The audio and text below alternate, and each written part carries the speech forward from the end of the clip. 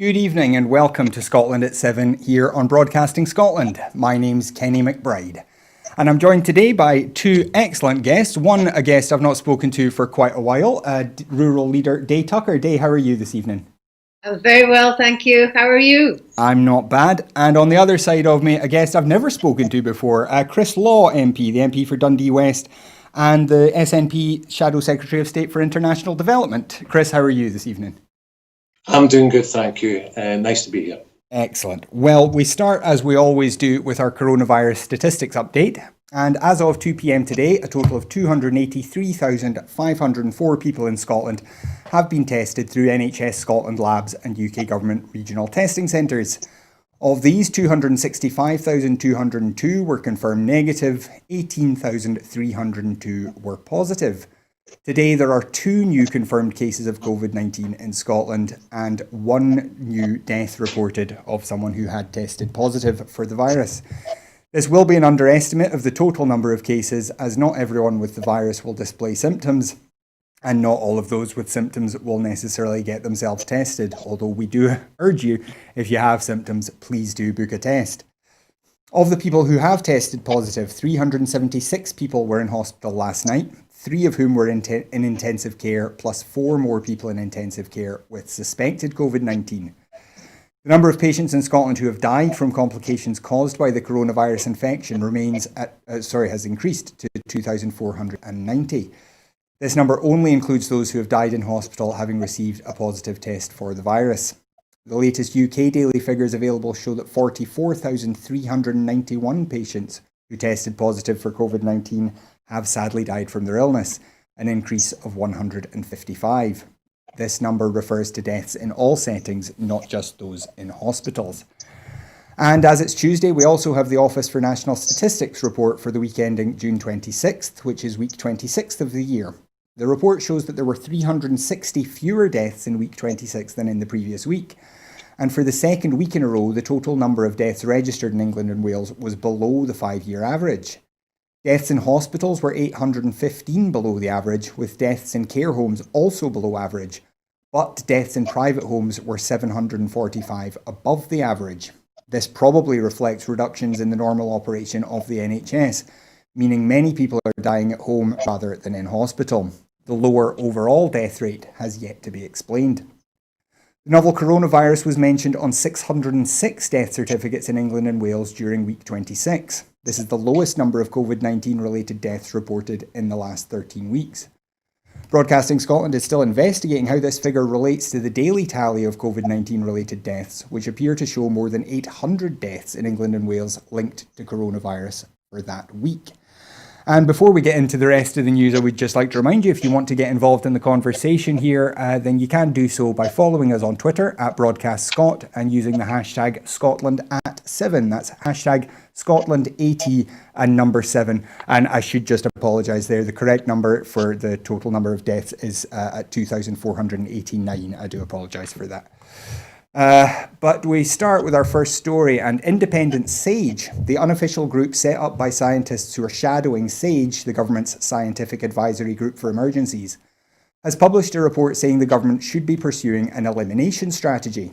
It says the current policy, involving the lockdown being eased gradually, will lead to many thousands of deaths over the next 9 months because it implies an acceptable level of infection. The group, which is chaired by Sir David King, a former chief scientific advisor to the government, says Boris Johnson should instead aim for a zero COVID UK. The report also calls for restrictions on travel between England and other parts of these islands, saying, "It seems sensible that travel restrictions should either be instituted on public health grounds between England and Ireland and Scotland, or instituted if they are not already in operation." So, Chris, if I could come to you first on this one. What do you make of this suggestion from the Independent SAGE that there should be controls put at the borders of the home nations? Well, yes, I actually broadly support it, to be quite honest. We have seen falling figures in Scotland that are moving a position in Scotland to be extremely low, which means that actually we have to consider when people go south and maybe return back from England, if they're putting themselves at greater risk and putting Scotland at greater risk as a result. And also in terms of international travel, we've had a number of challenges over the last few months in terms of visitors coming to the UK. And of course, you would have seen recently the discussions around air bridges and making sure we get a clear picture and a clear strategy across the four nations with regards to those air bridges. And that means agreed by both devolved governments as well as the UK government. And obviously this week we saw some protesters at the border getting pilloried from all sides. But here we have some highly respected scientists saying that actually there does need to be some sort of controls at the border. Do you think that this is going to be something that the public are going to be able to swallow if the Scottish government does decide to institute something like that? Do you know that they'll have to swallow? I think the majority of people actually believe that there should be some sort of restrictions or examinations at the border. We've had this before. Why can't we do it again? They're doing it in other countries when the need arises. And this group seems to think that the need has arisen and therefore it should happen. And I'm all for it and always have been. Mm-hmm. Chris, on that note, do you think there is the political will to make this happen, or do you think the political fallout that would be kind of likely from something like this is going to stand in the way? That's a really good question. I think what needs to be clear here is that obviously there should be a willingness, and this is across the nations, and the recent political fallout last week over spats between the UK government accusing the Scottish government of not being clear and getting in the way when in actual fact we didn't have enough information with regards to the air bridges, for example, is the wrong approach. We are one set of islands, of course we're four nations, and it should be led by public health. And Scotland's coming in a position just now where it wants to welcome visitors, but it needs to be able to open up safely. And decisions have to be made where there's no increased risk. So obviously I'd like to see four nations getting this right. But if it is the case where there's politics being played, when in actual fact we're talking about people's lives here, then Scotland should be able to take its own decisions and be very clear about that. Yeah, well, we will wait and see how that story progresses. But we move on now, and the SNP has called for the Chancellor to deliver a multi-billion-pound boost to the NHS and social care funding across the UK in the fiscal statement this week by raising funding in England at least to the higher level of per capita funding in Scotland. Dr Philippa Whitford MP said it is vital that the NHS gets the additional funding needed amid the COVID-19 pandemic and the threat of a second wave. The SNP's Shadow Health Secretary urged the Tories to at least match Scottish per capita NHS and social care spending, which would deliver a major cash injection across the UK, including over £4 billion for NHS Scotland. Frontline health spending in Scotland is currently £136 per person higher than in England, which is 6.3%, and social care funding is £130 per capita higher, which is 43%. Raising healthcare and social care funding in England to Scottish levels would deliver £35 billion extra in day-to-day NHS spending in England by 2023-24 compared to this year, and an extra £4 billion for NHS Scotland.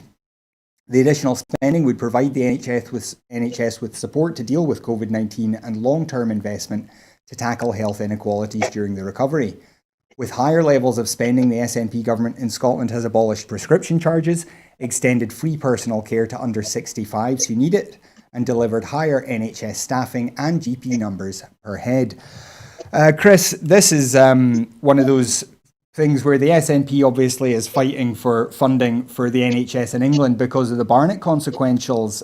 We've heard the NHS in England saying that they need at least £10 billion just to kind of keep the wolf from the door. Do you think there's any likelihood of Rishi Sunak announcing anything like this in his fiscal statement this week?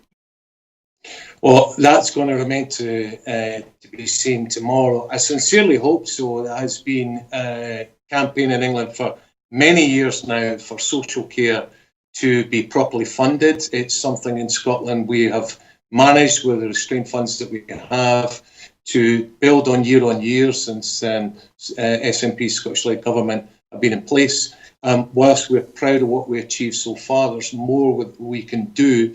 And I think if Boris Johnson is serious about reform in social care and the funding in NHS in England, then of course he needs to take that very seriously and include it in the budget this week that's to be announced.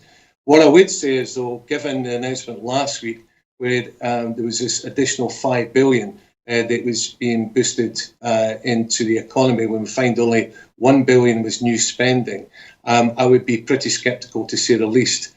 But let's see, and any Barnett consequential that would come to Scotland to improve our fantastic service and all those who work within the NHS, well, of course, that would be more than welcome. Mm-hmm. Dave, when you look at this, the SNP obviously has long called for more spending on public services of all kinds. Do you get the feeling that this Tory government is likely to listen? No. That's a fairly straightforward answer, Dave. Thank you. We're going to run short of time if you keep giving me short answers like that, Dave. They never have in the past, have they, Kenny? And I don't see anything different. Richie Sunak comes in all guns blazing and he sounds like the Pied Piper, and he's dishing money out here, there and everywhere. But as Chris has just mentioned, it's not actually, the headline amount doesn't reflect the actual money that he's talking about actually getting to the people. And very often it's old money that was there anyway. They're just fiddling about with the figures. Well, still on the UK fiscal statement, ahead of the UK fiscal statement tomorrow, the SNP's shadow chancellor has demanded that the UK government announce a financial package of support for workers.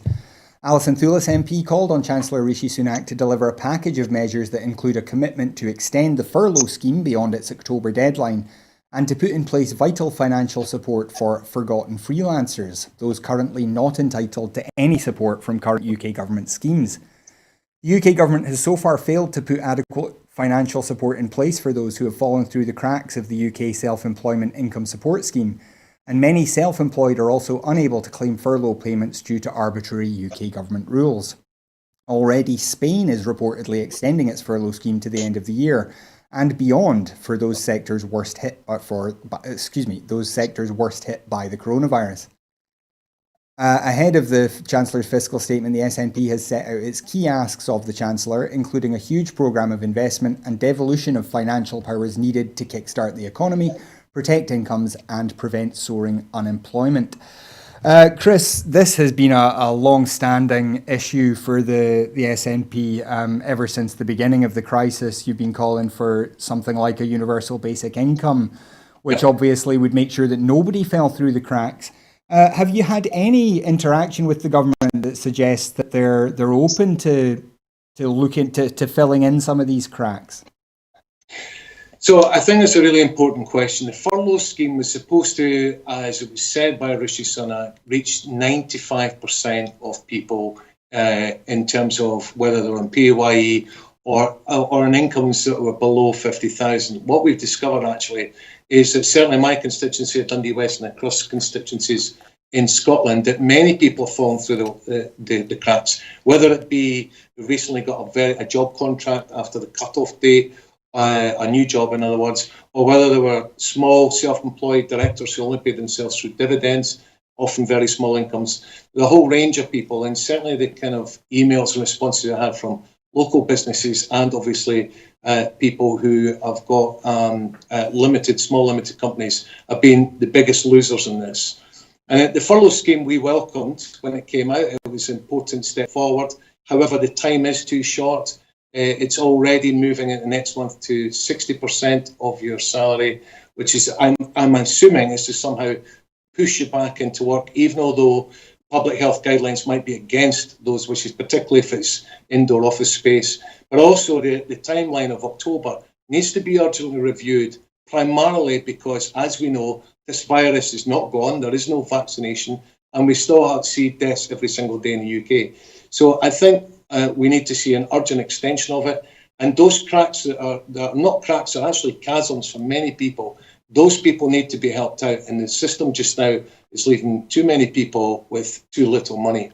Mm-hmm. And when you we talk about this idea of a universal basic income, we've had Ronnie Cowan on the show several times talking about this and why it's a good idea. But what is it you think that's blocking the government from even considering this, given that it would be by far the easiest way the most simple, kind of straightforward way of making sure that everybody gets something? So the one thing the UK government could do is to trial it. I mean, if they're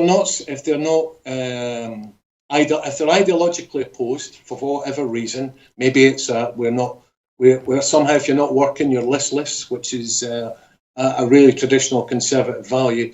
But if they wanted to see the progress that can be made with universal basic income, one of the things they could do is to trial it over a period of time.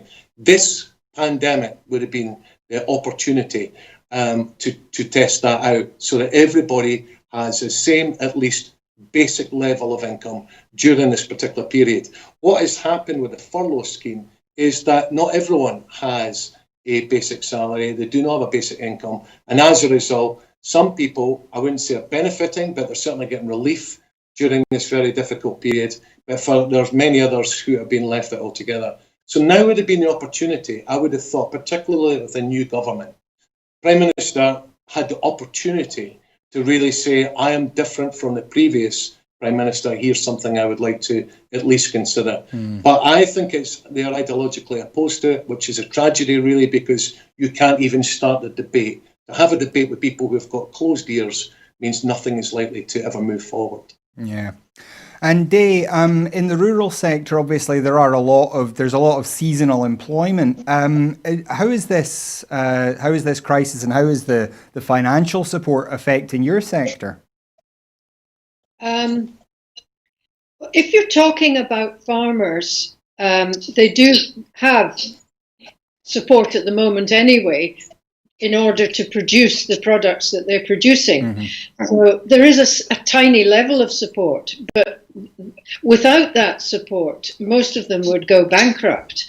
And if they had a farm, they'd have to sell it. So, but other people in the rural community who are reliant on the money that comes into farming, because they're secondary businesses like machinery, wholesalers and drug wholesalers and all the rest of it. There's a whole cohort of people in the rural industry who are reliant on the money that the farmers are getting in terms of subsidy. It doesn't stay very long in a farmer's pocket. No. Well, we move on now, and Alison Thulis has clearly been busy today as commenting on the new HMRC policy that will see workers forced to pay income tax on coronavirus tests. Yeah. SNP Shadow Chancellor Alison Thulis said, forcing workers to pay tax on vital coronavirus tests is utter madness and will completely undermine the hard work of businesses, organisations and all governments in the UK. Testing is essential if we are to continue making progress, and this policy must be reversed immediately. A COVID-19 test is not a workplace benefit. For HMRC to class it as such shows how completely out of touch the Tories are with reality. Many of those who could be affected by this will be workers who are already on low incomes, but the nature of their job means they face undergoing regular coronavirus testing. They should not have to shoulder the disproportionate tax burden of a global pandemic. No one should. Rishi Sunak must heed the calls to scrap this policy without delay. If he does not, the policy will put lives and progress at risk. And Chris, I mean, when I heard this story earlier today, I could honestly hardly believe it. What do you think is the thinking behind making workplace coronavirus testing a taxable benefit? I have to say, when I heard it today, I didn't actually believe it. I had to go and double check the facts to see if this was the case. What has happened, I would suggest that what's happened since Dominic Cummings came into number 10 and new shake-up of government since Christmas, and particularly during this pandemic, is that most things have been announced without any thought, without any evidence, without any review of what's been there already. And I think this is a classic example of something that's been made on the back of fact packet. I know it's a cliche, but I think in this case it is. I cannot see how Rishi Sunak could possibly ask for this to continue. If he does, he's going to get it from all sides, including within their own party, because this is really utterly candid. Just my own thoughts on it was that the idea that it's a workplace benefit is astonishing. Public health is paramount in terms of trust, in terms of the public. If we do not get our messaging right, if we do not get people to buy into what we're saying, they'll then start to break the social cohesion that we've already had. But if you're trying to do it through workplace benefits, people just start to lose trust very quickly. And this kind of thing is not only draconian, but also morally reprehensible. It's utterly wrong. So I would imagine if that is not resolved by the end of this week, it reminds me also of free school meals in England weren't going to get supported for those on the lowest incomes, which was reversed just 2 weeks ago. I would like to see, and I'm pretty sure that the cacophony of sound against this will mean we'll see yet another U-turn from Boris. Yeah. And Day, this is one of those things where it's again seeing a public health issue as a matter for private citizens. It seems to be something that Boris Johnson and his government has kind of set as a policy, is telling people this is your problem, not a public problem. Do you think this is something that can stand, or do you think, as Chris suggests, people will be so outraged that the government will be forced to make a U-turn? Yes, I echo everything that Chris has just said. And no, I don't think it will stand. It's just so appalling. Like Chris, when I first read it, I couldn't believe it. Yeah.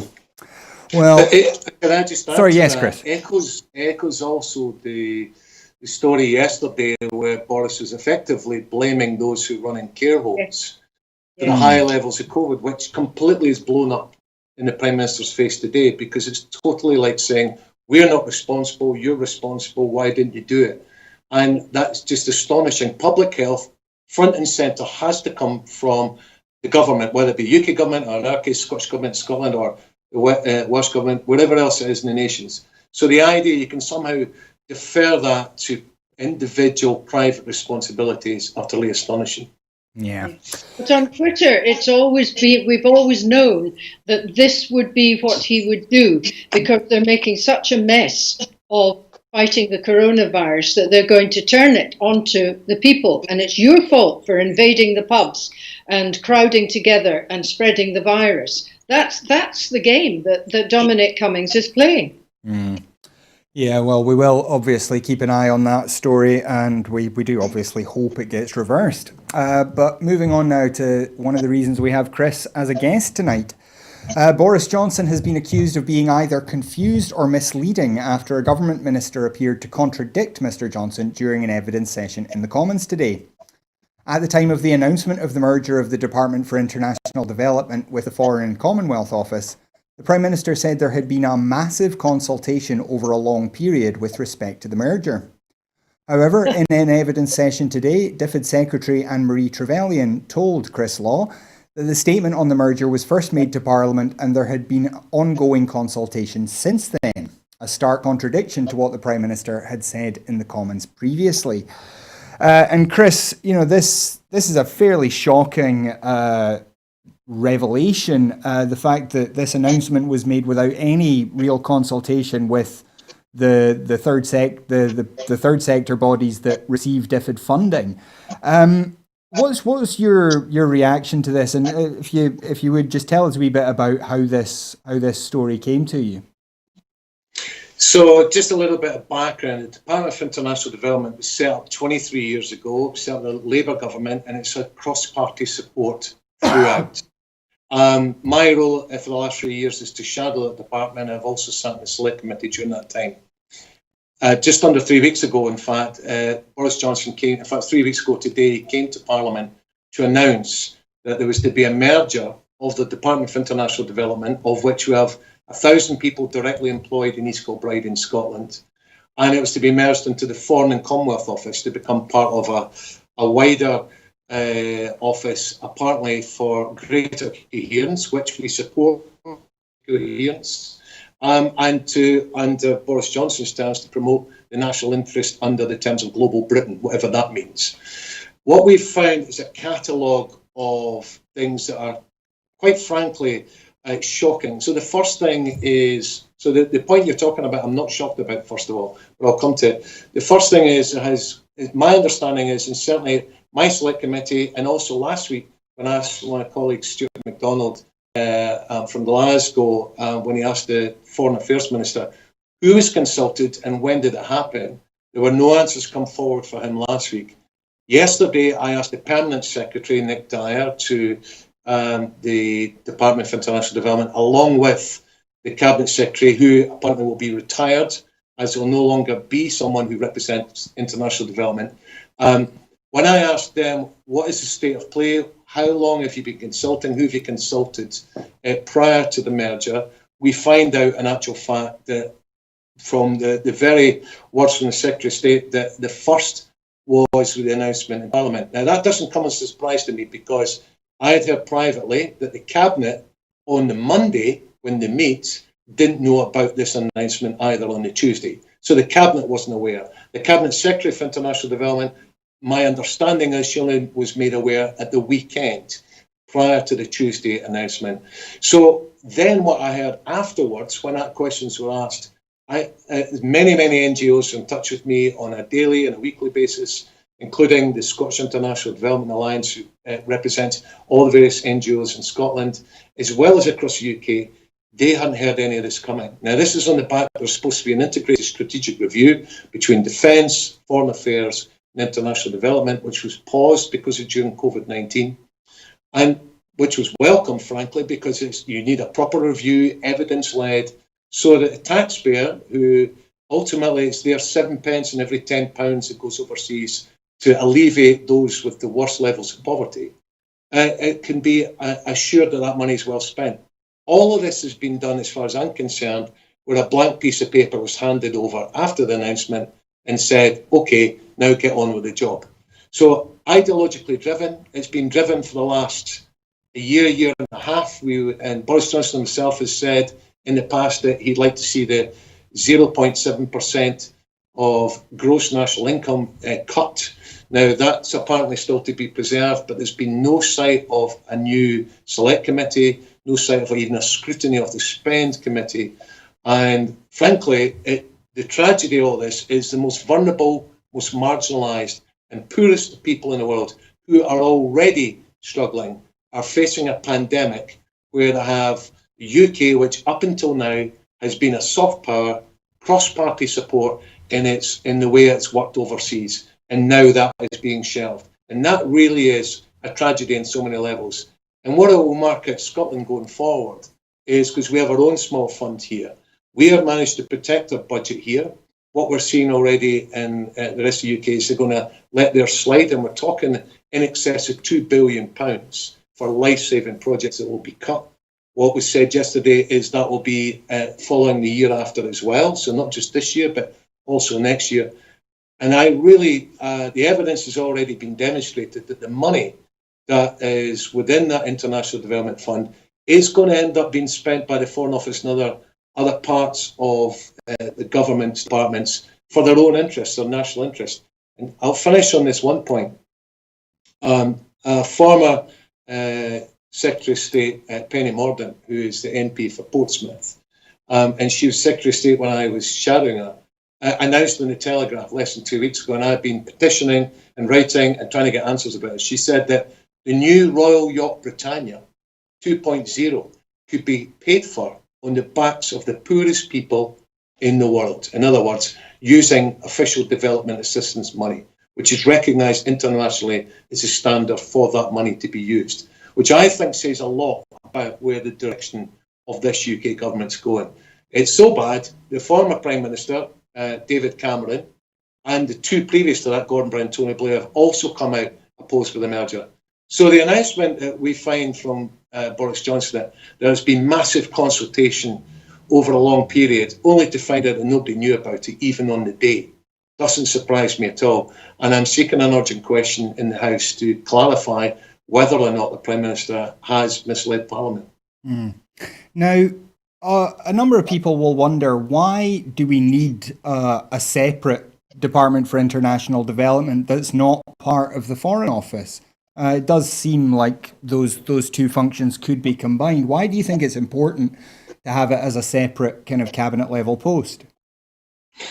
Well, several reasons. I think the first reason is since it became independent in 1997, it has been world leading. There's no getting away from it. It has a subcommittee called the Independent Committee on Aid Impact, which has scrutinised every penny that's spent.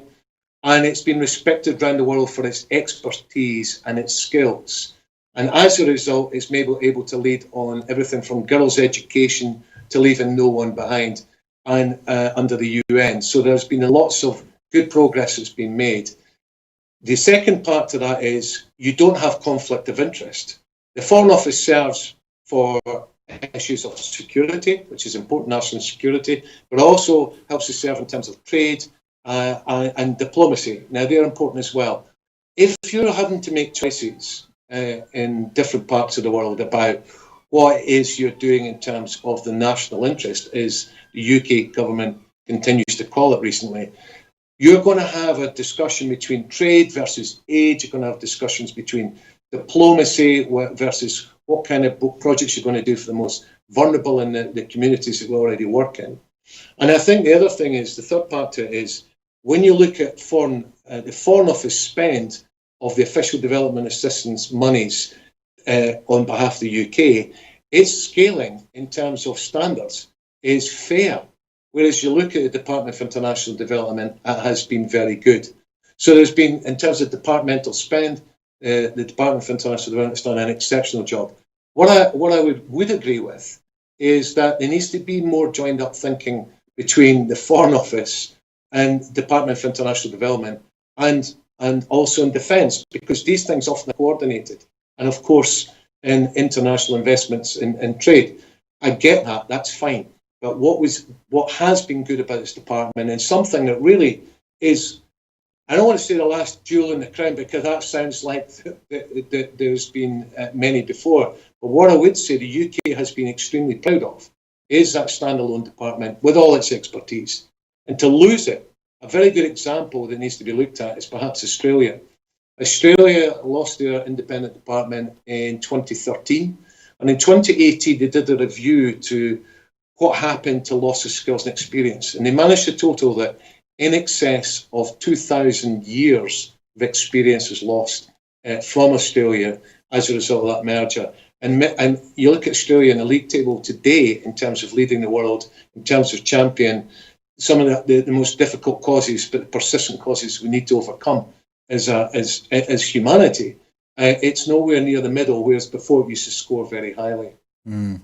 And Dave, if I could just come to you quickly on this, it does seem to be another example of this UK government kind of making announcements without doing any of the background work to prepare it. Like, for example, this week we saw the announcement about the air bridges, where the Scottish government had only been given the list of countries the night before. What is it you think that's driving them to do this kind of government by press release? It's because they're such a centralist government. The UK has always been a centralist government within the European Union, and all the other union members know how centralist and how undemocratic it is compared to the other member states. But we're now in a different era altogether, where it's moving from centralist to dictatorship. And they don't want scrutiny. They just want to do a job that they think needs to be done. Mm. Well, moving on, still on international issues, but really more of the defence that Chris was discussing a minute ago. The UK is to resume the sales of arms to Saudi Arabia that could be used in the Yemeni conflict, just over a year after the Court of Appeal ruled them unlawful because ministers had not properly assessed the risk of civilian casualties. In a written statement, the Trade Secretary, Liz Truss, said sales would restart after an official review concluded there had been only isolated incidents of airstrikes in Yemen that breached humanitarian law. Truss said that the undertaking given by the government after the court defeat last June falls away. The government had agreed not to grant any new licence to export arms or military equipment to Saudi Arabia for possible use in Yemen.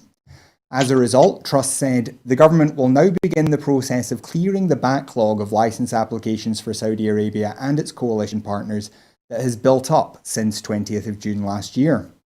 Arms trade campaigners said the decision was disgraceful and morally bankrupt, and that they were considering a legal challenge. And Chris, this has been a long story. The conflict in Yemen has been a horror show for a lot of people, and largely driven by Saudi Arabia, and often using weapons sold by UK companies. Do you think this idea that there's only been isolated human rights abuses makes it okay to get back to selling the Saudis weapons? The answer to that's no, in a nutshell. But before I come to that, the timing of this says more than anything about where this UK government's priorities are. At the moment, Yemen has half its population, which is about 14 million people, who are currently at risk of famine. And 79% of its population, which is roughly 22 million Yemenis, are in need of aid and protection. Now, the UN Secretary General has called for a ceasefire. In fact, ceasefires across the globe right now because of the pandemic. And Yemen is one of the most at-risk countries globally of complete collapse. And what's been, just to give you one example, as a result of the pandemic, if you go on the WHO's website to look at the official numbers of people both infected by the virus and also who've died of the virus, it is probably the most disproportionate in terms of actuality of all the records. So it says very, I think last time I checked, it was just below 1,000 that had died, and several, 20 to 30,000 infected. The actual fact is that the numbers that have come out, say, for example, from Mexico, suggest it's more like 1 million that are infected, and many of those will result in death. So at a time when you would think that a UN Secretary General calling for a ceasefire during a pandemic, which is no fault of anyone's, in a country where almost half of its hospitals are incapable of operating whatsoever during this war, that to resume arms sales is astonishing. And your second point, which goes to about the idea of isolated incidents, there are a lot of questions around that because the UN has already made it very clear there's in excess of 10,000 civilian casualties as a result of Saudi actions. And it's going on the basis of what Saudi themselves say they've investigated. So there's a number of questions that need to be asked. We need to see what evidence has been used to independently assess human rights record of Saudi forces in Yemen. We need to know what steps are ensured to make this decision toward export licenses to Saudi Arabia. We've seen Liz Truss get this wrong in the past. In fact, I asked the urgent question last year in Parliament, where she admitted that, in fact, there was not only 2 licenses that got wrong, but a third. And I suppose one that maybe you'll not be aware of today, Mark Gagne, who's a Conservative MP, has just been awarded the chair of the Committee on Arms Exports Control, and he's actually involved in the court case around Saudi Arabia. So it's astonishing we have a situation where, when real rigorous inquiry is required for arms export control, that putting aside the pandemic, putting aside the humanitarian crisis, the government ignores both and thinks that now's the time to resume, even when it's completely shaky ground upon which they're making a statement. Well, we move on now, and at least 5 people have died before receiving the Windrush compensation they had applied for, the government has revealed, reigniting concerns about the slowness of the scheme, according to a report in The Guardian. No details were revealed about who those individuals were, but the figures appear to come in addition to a number of people interviewed by The Guardian who died before they were even able to file a compensation claim. Responding to a parliamentary question put by Labour MP Thangam Debonair, the Home Secretary Priti Patel wrote that she was aware of 5 unfortunate cases to date where the claimant has passed away after submitting a claim but before receiving compensation. Patel added that the heirs or representatives of the deceased would be able to receive the compensation. This Windrush scandal, it's been in the news for a long time now. And yet we're still seeing this compensation claims dragging on such that people are dying before they get their money they're entitled to. Do you think this is a deliberate ploy by the government, or do you think this is something that's just incompetence, really? Well, yes, it could be either, but I'm inclined to think it is more incompetence. And as Chris has pointed out with other things, most of the stuff they seem to be doing under Dominic Cunning's guidance is done on the back of a fag packet without very little thought given to it. And the incompetence just seems to go on and on and on. Mm. And there's another story here. Twins who were born in London and have never left the UK face deportation to different countries in the Caribbean where they have no close relatives. Daryl Roberts, who's 24, has been issued with a deportation notice informing him that the Home Office plans to send him to the Dominican Republic following his prison sentence, even though he has no connection with the country. He believes that officials named it in error. His father was born on Dominica, another Caribbean island. His twin brother Darren has been warned he faces deportation to Grenada, the country where his mother was born, when he finishes his own jail sentence. The brothers were taken into the care of social services when they were 13 after the deaths from cancer in quick succession of their mother and later their uncle, who looked after them when she died. Their father had moved abroad before their mother's deaths, and they have had no contact with him for decades. Neither parent had British citizenship. The twin siblings have said they believe Ealing Social Services in West London were negligent for failing to organise citizenship when they were children. Chris, just a horrifying story that somebody could be sent to a country that they have never had any connection with because the government doesn't know the difference between the Dominican Republic and Dominica. What do you make of this whole problem that the Home Office has with figuring out who should be allowed to stay in Britain and children, for example, who've never known any other country, being denied citizenship now? It's been a decade long of this hostile environment created under the Home Office when Theresa May was Home Secretary. And it continues to this day. You mentioned the Windrush. I'm not specifically aware about the twins case today, but it doesn't surprise me. The getting between Dominican Republic and Dominica sounds to me like a cat-handed error. But the approach to expulsion of people without citizenship is astonishing. The Windrush generation, many who were promised, of course, that they would have citizenship, never got it, asked to leave the country. Now, my understanding, I think, is there's over 1,100 people still waiting to be reviewed with regards to compensation. Our approach, I don't know if you saw the documentary on a couple of weeks ago who looked at the history of the Windrush generation. It was on BBC, but explored really well and it's not just been the Conservative government, successive Labour governments as well in between have increasingly built up this hostile environment to where 2010 it was only one small step rather than one giant leap when the Conservatives came back into power. So all of it, for me, frankly, is abhorrent. I think it's outrageous that you have people who live in this in these islands who can face deportation. We've seen it consistently for all sorts of astonishing reasons. But the one about the two twins sounds particularly cruel and against your basic human rights of citizenship. So I'm not surprised over times at the hostile environment. And in his radical review, and sadly I have to say, with Priti Patel at the helm, who I shadowed when, again, we've had 5 DfID, Department of International Development Secretaries in the 3 years that I've been in post, I had little empathy for these types of cases, and that needs to transform completely. Mm.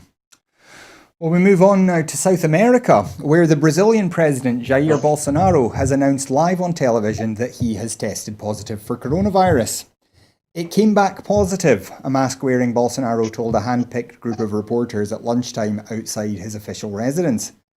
There's no reason for fear. That's life, the president added. Life goes on. I thank God for my life and the role I've been given to decide the future of this great nation that is called Brazil. Bolsonaro, who is 65, has repeatedly trivialised the pandemic and flouted social distancing, even as Brazil became the second worst hit country after the US, with more than 65,000 deaths and 1.6 million confirmed cases. In March, as COVID-19 claimed its first victims in Brazil, the far-right populist used an address to the nation to brag that, if infected, he would quickly shake off the illness thanks to his athlete's background.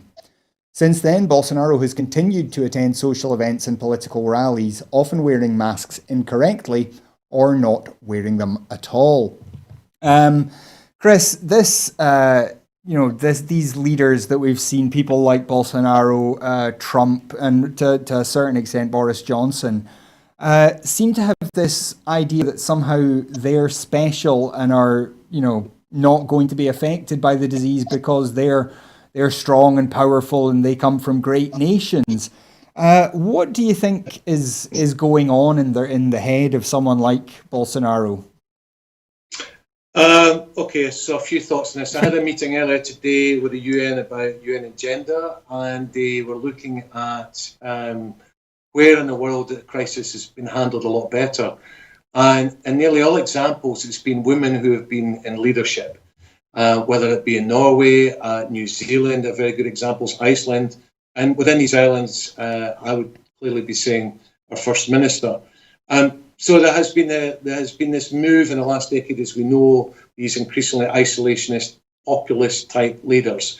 And you've put three in a group, which I would say all belong in the same one, which is the Prime Minister, President Trump, and Bolsonaro. President Bolsonaro, I mean, you mentioned Prime Minister in a milder case on this. I would disagree with you. I remember back in early March when he said he'd visited a hospital to meet COVID patients and he was shaking their hands and didn't see any issue with that, which was astonishing. At the end of the day, what we do and what we demonstrate, both not just in what we say, but in our own actions, saves lives. So the idea of Bolsonaro going around, I saw the news this evening where he was in basically all men chumming together the weekend deal, which included, incidentally, the US ambassador, defying World Health Organization advice, which is saving lives, defying his own population's needs for clear and responsible leadership, defying the Supreme Court. The Supreme Court in Brazil had to force him to put on a face mask.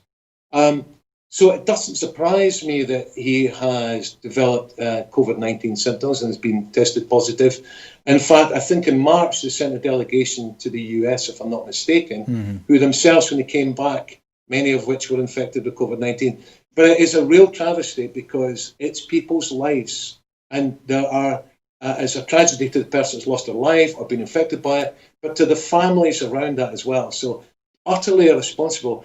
And when I think about acts against humanity, and the things that I often deal with, which are persecutions against people, particularly in places like Myanmar, to give you one example, or recently China with human rights in Hong Kong and Xinjiang, I cannot see how President Bolsonaro can't be held up to a standard to say your behaviour, despite the science, calling it a little flu, is utterly reprehensible and should be considered as a crime against his own people. Well, coming back to Scotland now, and local restrictions in Dumfries and Galloway have been lifted following a cluster of coronavirus cases last week in the Annan and Gretna areas. The outbreak is now contained, so travel is no longer restricted to 5 miles and care home visiting is now permitted. The Test and Protect system was used to identify contacts of the original positive cases and contain the virus. The cluster now involves 12 positive cases and 23 contacts who are isolating. There have been around 1,500 tests done in the last week and no new positives. The incident management team assessed that there is no continued community transmission from this outbreak. This outbreak, we heard, came from a location in Carlisle. Obviously, a lot of people in the borders work just south of the border. But it does seem to show that the Scottish Test and Protect system is working very efficiently, doesn't it? It certainly does, yes. And the First Minister was at pains to mention that. in at least two of her briefings. And it's a good example of, the efficiency with which we've managed to get this test and protect thing going. It may have been a bit late, but it certainly seems to be working. And finally today, the Scottish Government is to provide up to £9 million of emergency funding for Glasgow Subway and Edinburgh trams in response to the financial impacts of the COVID-19 pandemic. The emergency measures will be put in place from July to the end of September and will support services throughout this period. The funding announcement follows detailed discussions with Strathclyde Partnership for Transport and Edinburgh Trams regarding available resources due to the unprecedented impact that COVID-19 has had on travel demand. These discussions have been undertaken in light of the published COVID-19 Framework for Decision Making and the Transport Transition Plan. Chris, public transport obviously has really taken a hit over the last few months, and even now there's, with the amount of distancing that people have to make on public transport, it's going to be a lot harder for them to get back to normal. Is this kind of funding enough, do you think, or is there going to need to be more support to the public transport sector? I think that's a really good question. What you said there was about it being evidence-led and in consultation. That's important. So the sum that's been arrived at, it has been broadly welcomed. People do need to use public transport, not least to see their loved ones now as we start to open up our society bit by bit. And it's not just the social distancing, it's also the additional cleaning that is required, whether it be in trams or buses or trains or elsewhere. So I welcome it, and it is till the end of September, and it's something that needs to be reviewed and ongoing with the situation we find ourselves in. And it's something that I have seen the opposite end of in the week prior to the lockdown as I left London, getting onto a tube which was jam-packed with people who were clearly spreading the virus, or individuals within that would be spreading the virus. So it's a welcome support package, and we'll need to keep under review, and obviously through consultation we should be able to get the right package in place. Mm-hmm. And on a kind of slightly wider note, there's been we were discussing with our friend Sam on Twitter today. She was talking about a bus route in her area being closed down. Is there scope, do you think, for the Scottish Government to start kind of perhaps putting more public money into public transport like buses to ensure better rural connectivity? I mean, rural connectivity is an issue that is been a challenge for many years.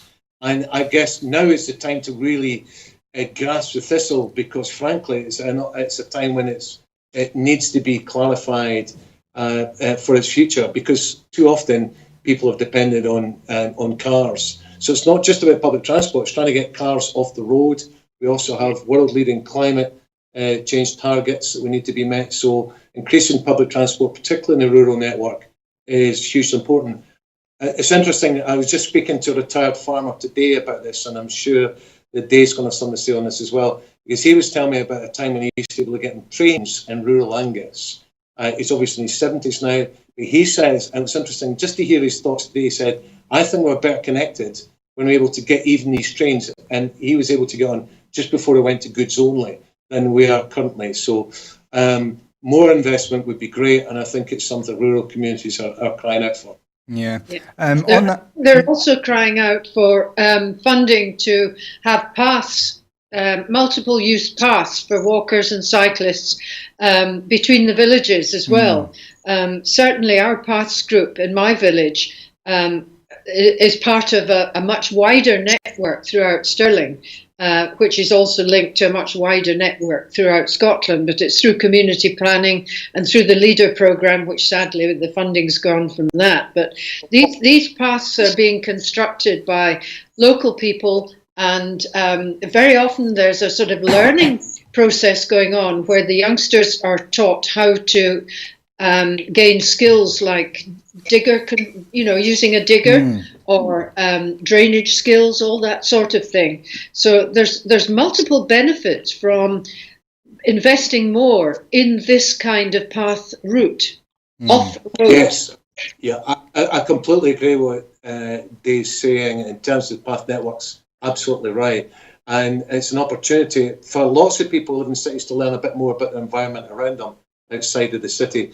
One initiative that's in its fourth phase just now through Scottish Government is with e-bikes, where you can get up to a 4-year interest-free loan in order to buy one. And there's a great encouragement just now to get on our bikes and get out to walk more. So it's an opportunity, and I think it can be reached through the Energy Saving Trust. Yeah.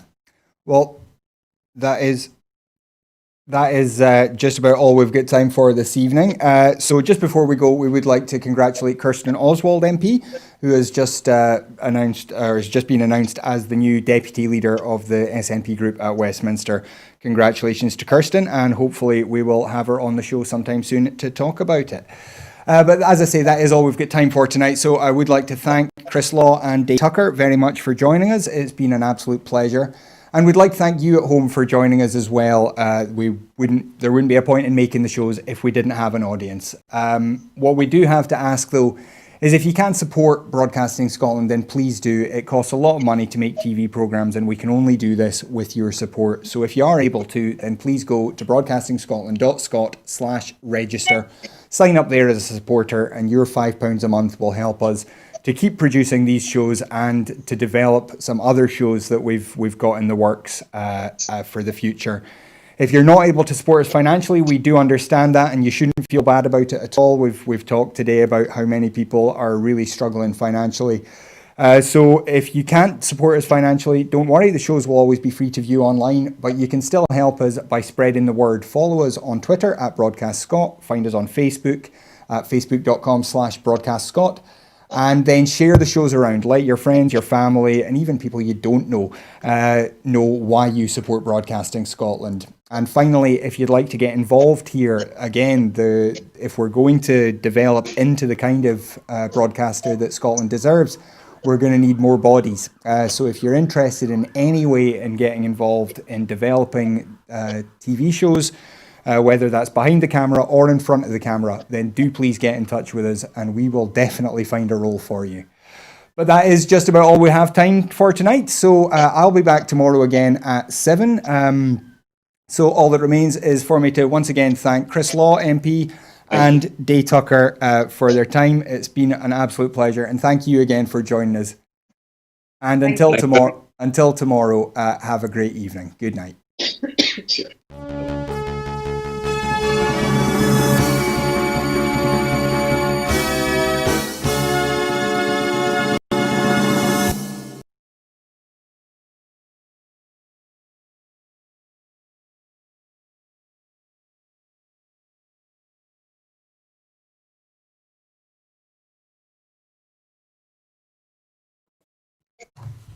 That was great.